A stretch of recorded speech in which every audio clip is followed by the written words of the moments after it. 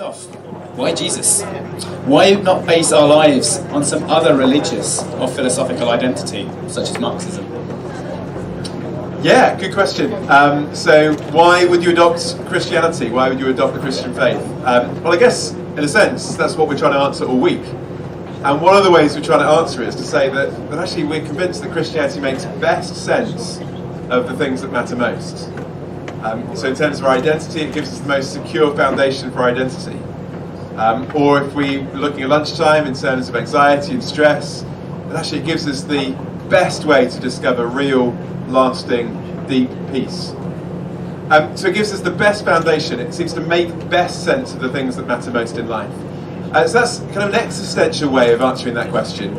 And to do that, of course, you need to look at the things that matter to you and then look at what the Christian faith has to say in response to it and compare it. You know, how does the Christian faith compare with what other worldviews and philosophies speak?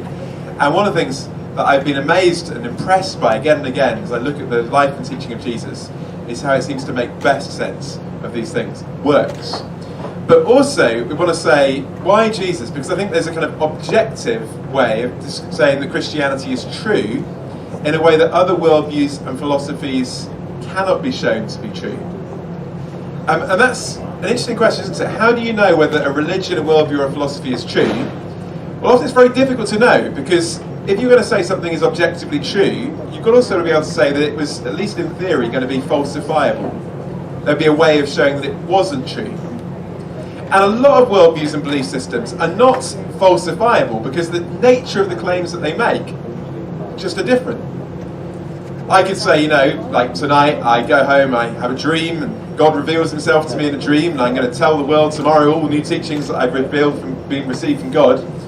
But how would you know whether that was true? How would you know whether that really happens? There's no way that you could falsify my claim because there's no way you can investigate it. But the heart of the Christian faith is not just an idea, it's an event. It's Jesus' life, death and resurrection 2,000 years ago in history. An event that either happened or didn't happen, and an event that you can investigate by looking into the historical evidence for it. And I would say that stands out as different. Now, I'm not saying that other religions don't make historical claims. Of course, Islam makes the claim that Muhammad was a prophet, received the words of Allah in a cave, and so on. Again, very difficult to verify by any other source those claims. But when it comes to the claims of Jesus' life, death, and in particular his resurrection, they are claims that I think we can verify in a different way. So it sets itself up for critical investigation. And that's what many people have done, and that's what I would invite you to do.